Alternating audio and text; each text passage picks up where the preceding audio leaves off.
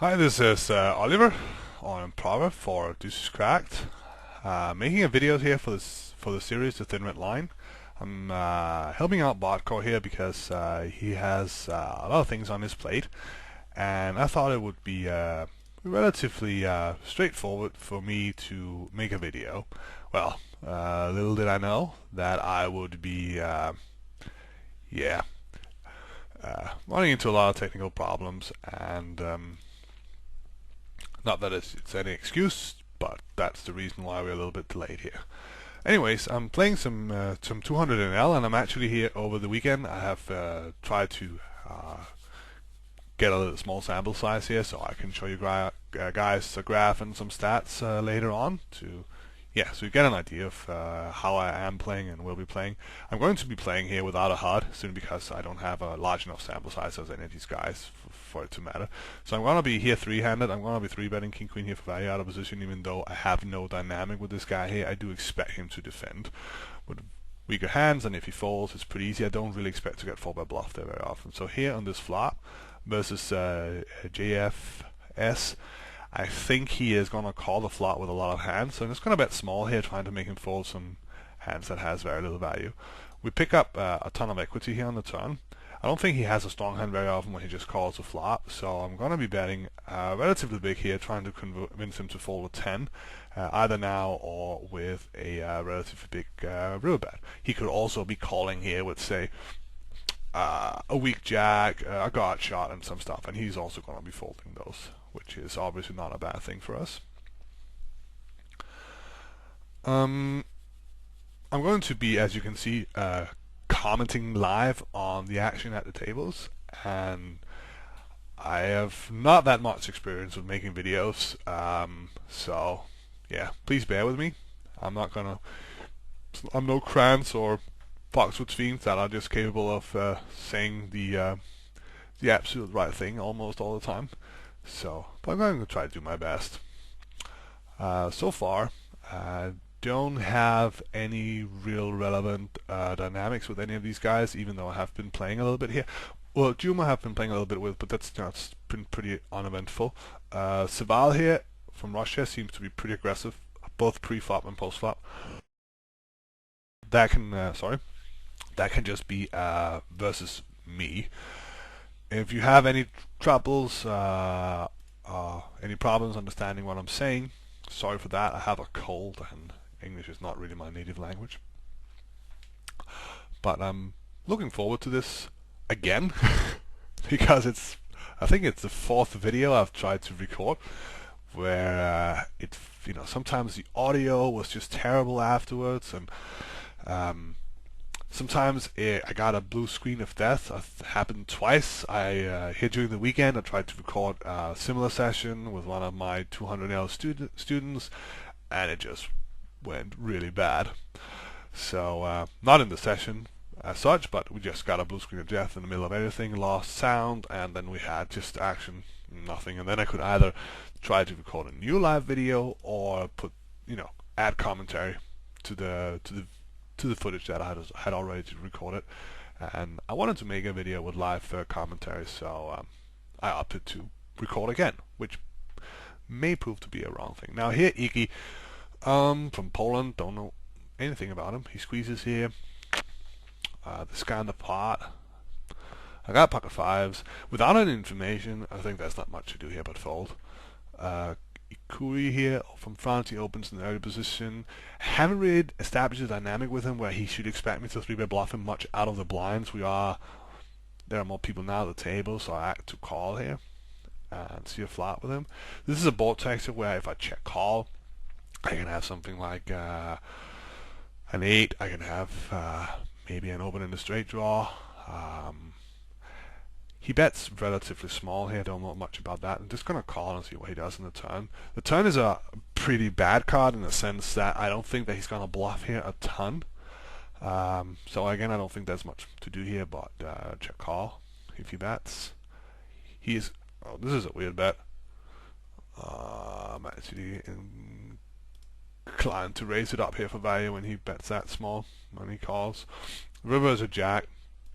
I'm just going to check here and expect him to check behind a lot, Sometimes he's going to be betting here, but that will be with buster flush draws. I can also see him bet here with king queen, so I'm actually going to check call.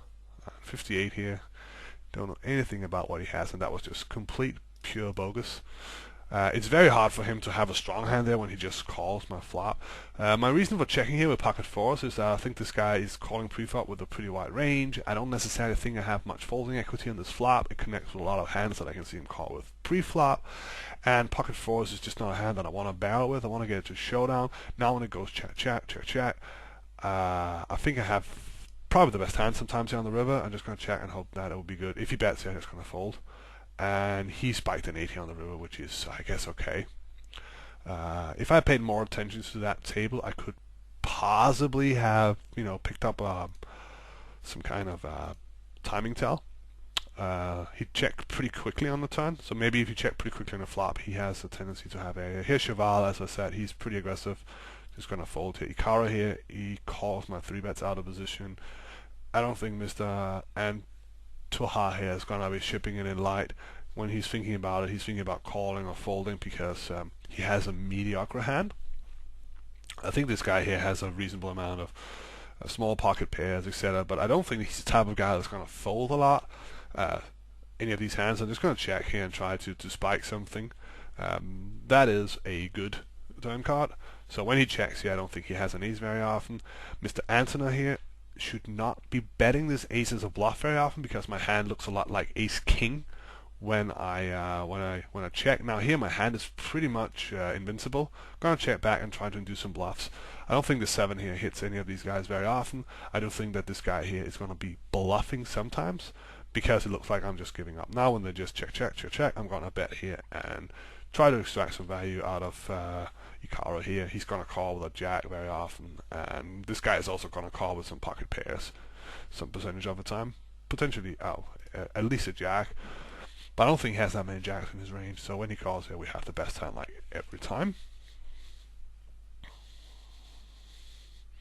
So let's see what he has. Pocket 9s. Yeah, that was that was cool. Good for the video, I guess. So Mr. A here puts air in my range when I check. This is a good thing to know because he only beats a bluff there, right? I don't think that he thinks that I'm value betting worse. So when I check, check, check, check, I think that he puts air in my range. He does not expect me to check behind with an ace there. So he just thinks that I'm giving up multi-way. And I should put a note here, multi-way. So we know that. He did not bet himself with the pocket 9s, but I do think there is a chance that he, in the future, will, if similar situation occurs, that he will be stabbing at the pot. If he had, for example, king-queen there or something, he'll probably be betting. So there will be some value in us trying to induce. I think if you bet that ace, I think he folds pocket 9s almost always, just because our hand, when we checks back on that flop, looks a lot like ace-king. So I guess we should write down here that Ikar Deuce here is very loose pre-flop.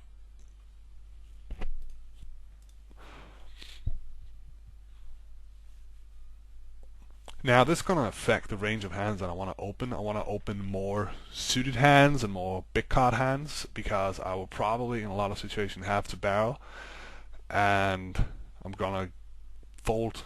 When he's left to act, I'm going to fold trash large percentage of the time. Here with pocket 6s, I think it's an okay spot to flat. I do think Cheval will be squeezing here some percentage of the time, but not all the time. Flat pocket 6s on a mono flop. Don't know much about Lee here and his c-bet tendencies. Some people, they bet this with everything, and here we can, against them, we can check call.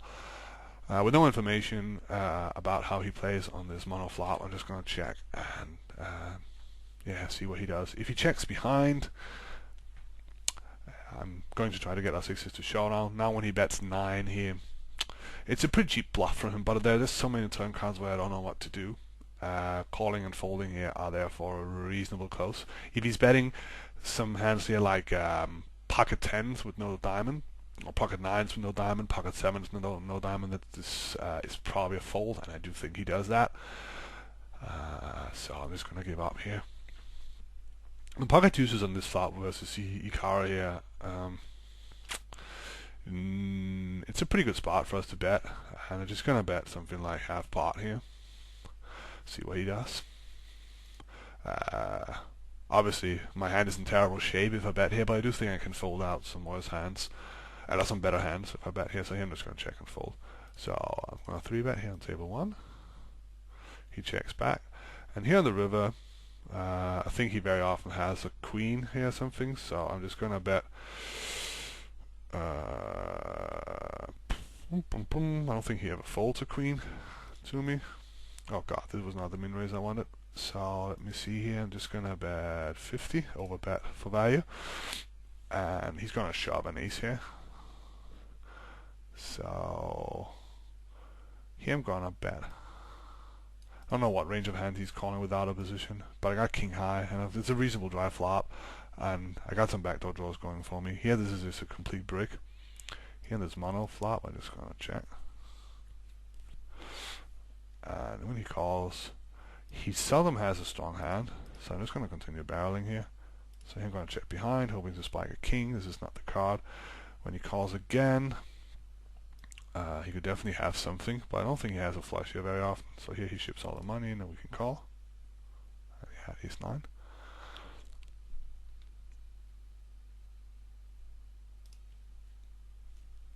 He calls pretty quickly, and he had the flush. Not much we can do there. That river bluff there is potentially suicidal. I just thought that there was a reasonable range of hands in his, a reasonable number of hands in his range. For example, if he has pocket nines here, he's then gonna call. If he has something like ace 8, he's then gonna call. If he has a bare club, he's not gonna call. So I thought it was a plus EV move to play here. Sure, he will have some 2 pairs and sets here because he has 7x in his range, but I also thought that there was enough potential hands in his river range that it was a plus EV spot for us to bluff. And I would be value betting a queen here, so yeah. And he just called, which is what it is.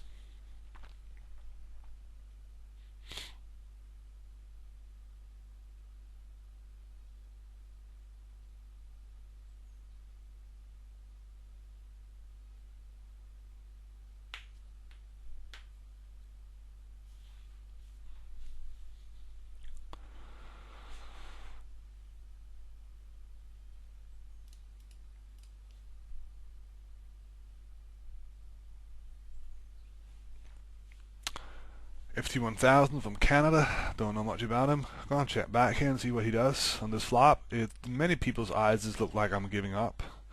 He bets 6 here. It's hard for me in his eyes probably to have a flush draw, but I'm gonna try to raise it up here and see if he has air. This is just for information about what range of hands that he's betting. Obviously, if he has a club here, nothing. So he's just the type of guy that bets FT1000 here. Auto bets if I check behind.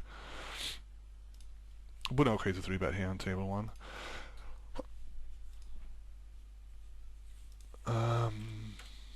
Behind.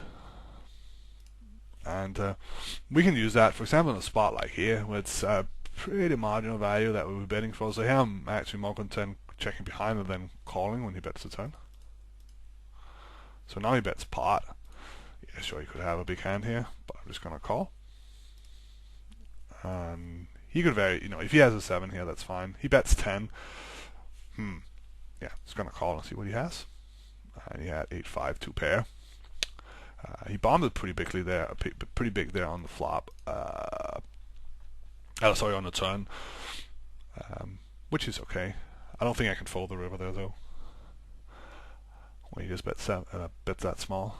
I can see him do that with an overpair as well. and I didn't put 8-5 in his calling range pre-flop. So he calls with a wide range pre-flop, 8-5 suited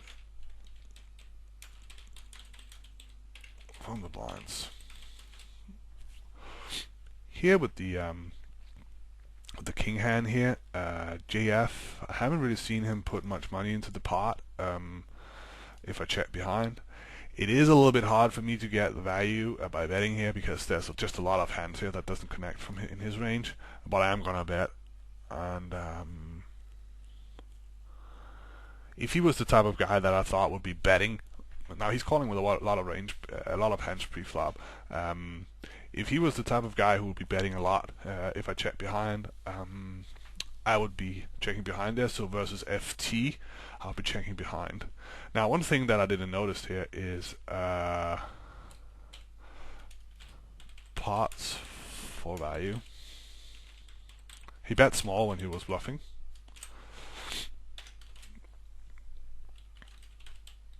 Small as a bluff. I think he has a bet sizing tell there. So here, head spin, he bets this flop. It's not a flop that I expect him to see bet bluff that much, so I'm going to fold my pocket eights. And he was in early position, giving him a tighter range, and I don't think it's profitable there to call a pocket eights. Obviously that makes my flop calling range there pretty narrow, and therefore he should be betting with more hands. But I don't think he's going to exploit that. I think his range, his turn bet range is going to be more or less the same.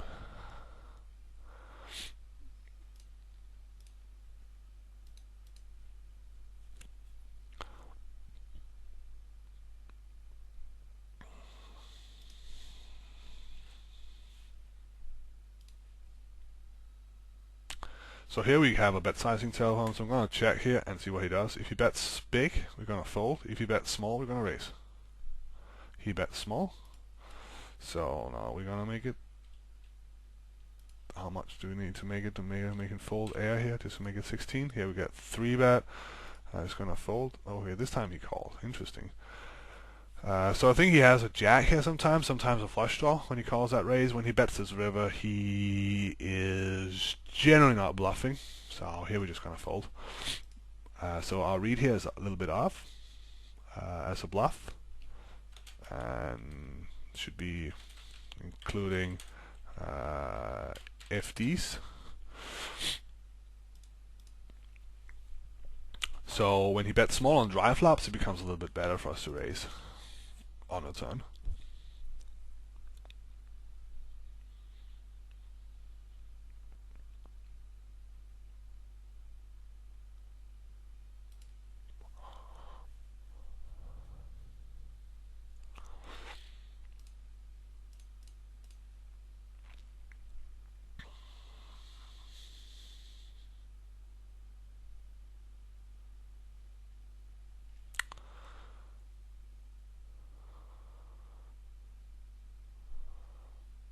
So here we get called by Iggy. He thinks a little bit about and calls. I think he has a reasonable amount of Jack 10, pocket 10s in his range here, 10-9. I think this is a value bet. And we can check some turns, pot control. It's going to strengthen our bet flop, check call turn range. So we don't always just have pocket jacks here when we bet and check the turn. We get raised. And I think calling here is the best thing. Not that I necessarily think that he's gonna spaz out on our turn cards, but I don't think that I achieve much by jamming here because I don't think he has that much equity versus my range. So here I'm just gonna check. If he has a set here, that's fine. He checks behind, so I'm gonna check here, and on the river call him. And he had the queen jack, so he raised. I did not bluff later on. So Iggy bluff raised queen jack on king 9 x rainbow flop, 3-bet pot. It's a reasonable play by him, by the way, I think. Not much wrong with that.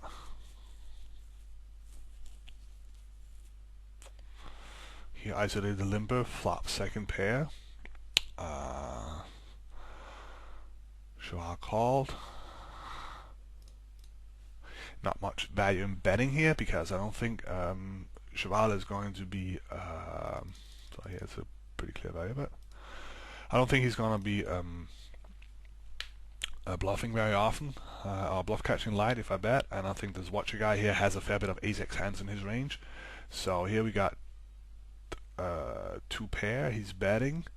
I don't think he is folding an ace here if we raise. So I'm actually going to try to stack him here. Just gonna make a small raise here, try to get it all in versus him. We got 2 pair. It can't be bad. Sometimes we're gonna run into a straight, but that's just it. He calls. The river brings the 8, and he got 20 bucks left. So we're gonna put him all in. He folded. Okay, that's fine. I should expect him to jam there on the flop when I raised him and not just call. But yeah, I should have raised bigger then. Here with the suited ace in position versus Iggy, suited ace queen, I'm going to call because I don't think I have established a dynamic with him where he's going to be 4-bet bluffing much. I think he's going to be adjusting his 4-bet range to include some small pocket pairs, and just getting it in here, flipping is not necessarily going to be a good thing. So I'm going to use my position, I'm going to call. If Cheval squeezes here, it becomes a different thing for me to jam here. So flopped reasonable nice. It's a board texture where it's pretty cool for me to float with my hand because I have like a king X and a 10 hand here a lot when I just call. So my range here for calling is pretty strong, so I can call here with a weak hand like ace 10. The 9 here is pretty much a brick. It does complete some of the hands that I could call with here, so it's a spot where he should be not bluffing. And that's just interesting. So he's repping, he has a 10 here, or a boat.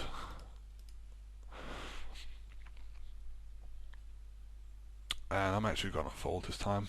That would be a reasonable spot for me to raise, but I don't think that he is in the mood to fold, so that's why I didn't raise. If I was more worried about balance, that would be a good spot. So he had spending 3 bets, he's not been doing that before, really, so I just fold here. So that min raiser shouldn't have folded. Ace 9 versus FT should play the pot. That was a mistake. Now, on this spot here, if we want to be able to raise this, let's say we want to be able to raise ace 10 here for value, we need to be bluffing here as well. And the hands that we could be bluffing here would actually be a hand like ace queen, and that would be a good way for us to balance out our range so that it becomes you know, tough for him to know what to do here with a hand like aces and jack 10 and whatever hand that he could have. And not only just, you know, calls when he has the pure knots. And the range of hands that we want to be picking there to bluff with should be one of these hands. So here we got pocket 4s on this flop. If I call here again, I look pretty weak. So I think a guy like this, he looks like a regular. I think he's gonna barrel me a lot, and I'm not really sure about how he constructs his barreling range and how thin he's betting here for value. So I think it's going to be best for me to fold here until I have more information about how he plays.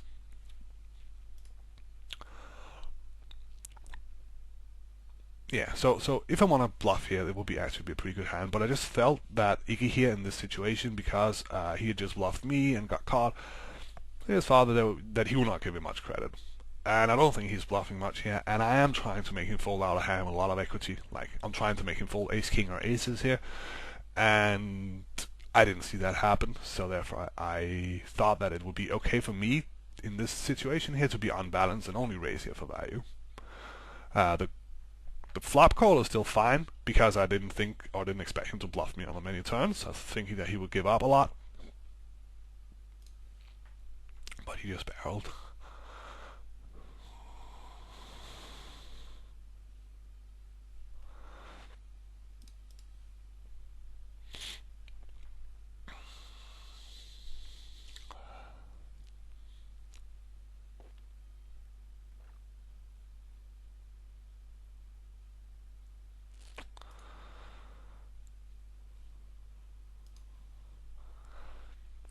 playing something like 25 minutes now.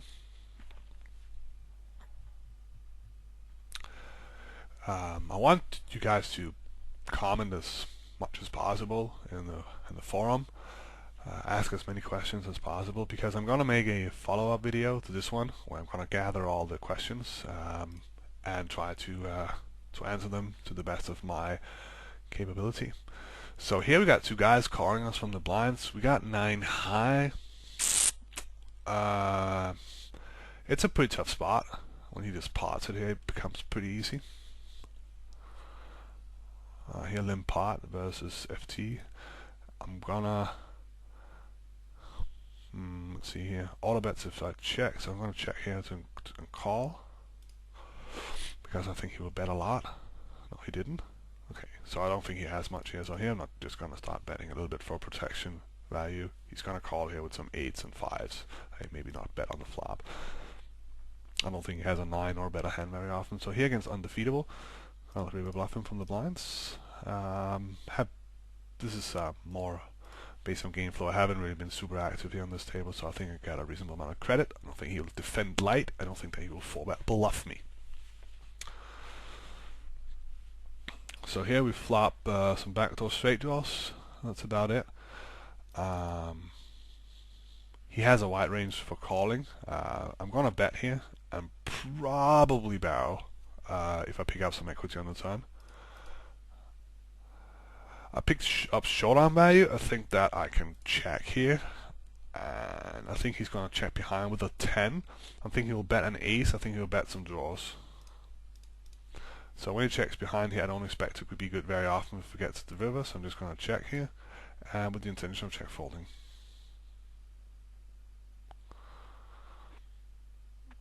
And we won, which tells me that my assumption about his ranges were wrong.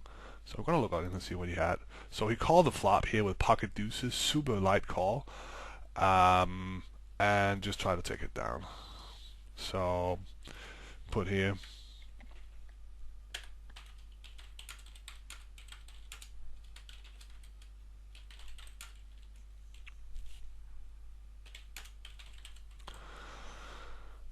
Now what that tells us is that if we're c-betting against this guy, we need to barrel. And that means that I'm going to adjust my c-bet sizing a lot more. So when I'm betting and trying to fold out air, I'm just going to bet pretty small. And most of the time when I'm betting, I'm actually going to look to have some showdown value. Here, I'm going to call with my suited ace in the small blind. It's kind of thin because I do think the curly lover here will be squeezing a reasonable amount. If he squeezes here, it's actually not a bad spot for us to shove ace-5.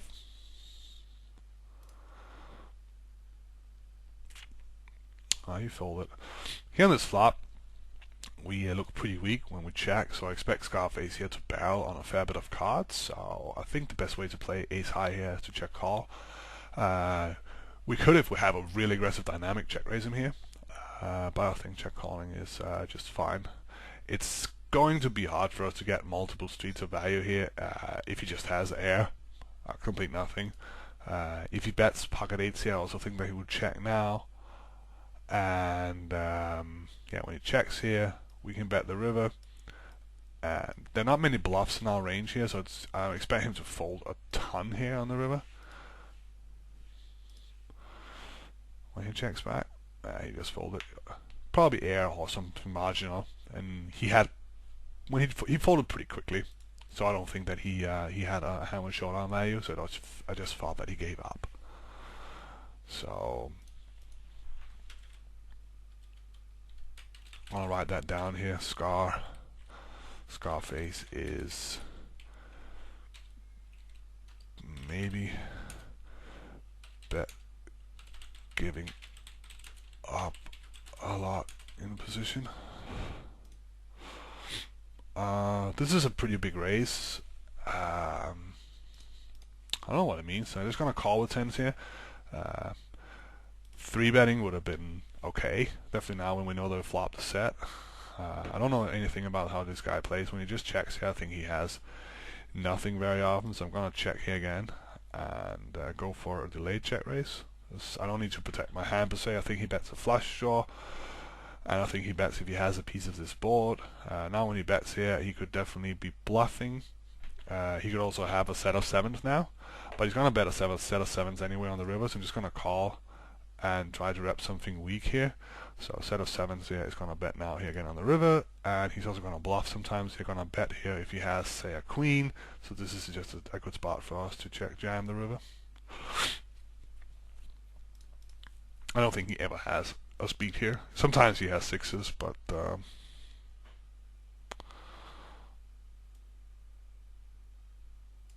that's just what it is. Now we can talk a little bit about whether or not this is too thin, because we could it's actually hard for us to have sixes here. So I'm just gonna ship it here. Ship it. And when he does not snap call, he does not have a six. I think he should expect me to check raise a six here on the turn. So yeah, he folded. So he was probably bluffing, or he had a queen that he could find a fold with there, or he put me on a six, which is fine. Maybe that check raise was too big.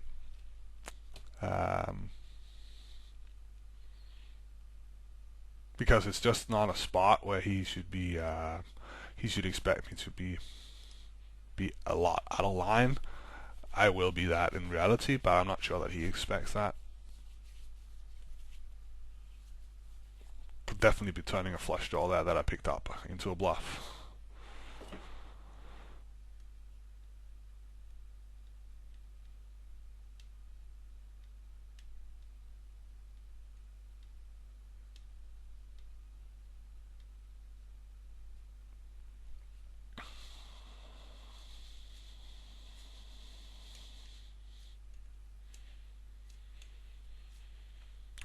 So crazy donk here, he calls us from the blinds. Got some ace high here. Pretty dry flop. Betting here is fine, checking behind is fine. I can't remember if I know how he plays if I check behind. So I'm just going to check behind and see how he reacts. When he checks here, I don't think he has much. I think he leads here with a 10. I think he checks a 7. So now I think I want to be betting. I picked up some equity that allows me to barrel. He could also be going for check raise here. Who knows? I think that he expects me to c-bet most of my A on the flop. But hard to say. Pocket 8 is in his range. But he folded, which is nice. Could be that I had the best hand all along, but it's pretty cool to be able to fold out deuces, threes, fours, sixes on this flop here. Maybe a hand like 6-5, 8-7. So, and it's probably a little bit hard for him to put me on air when I check back this king high drive flop. So I don't think that he will be bluff catching that light.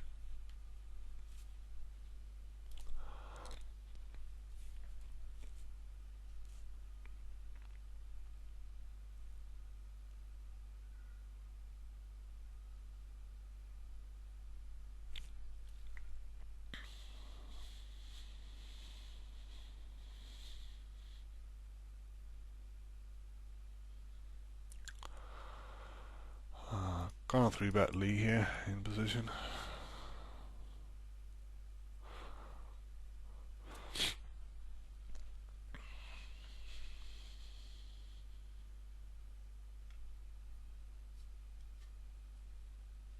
Calls. It's a pretty shitty flop. I got an ace out here, 3 outs. I don't expect him to fold here a lot, so I'm gonna check behind. It was mostly a pre-flop strategy. The 8 here is actually a reasonable good card for me because I could be checking back with an 8 here. So when he bets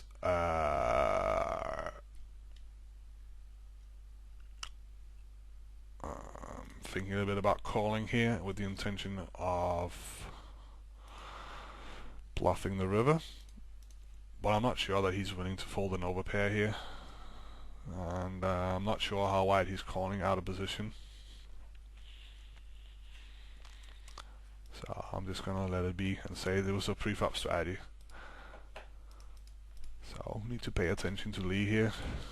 Lee call 3-bet out of position.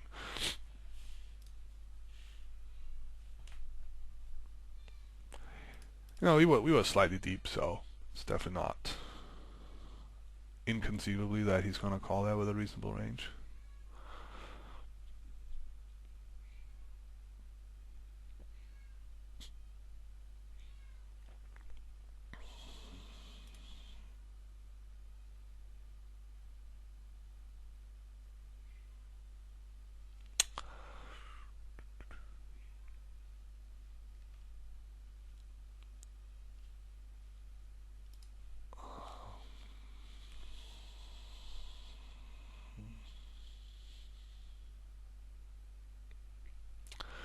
A little bit caught that here. Sorry about that. Not much we can do. We got a pot brewing here, but it's between Mr. Atoha and the FT1000. So River brings another diamond. He bets gay small.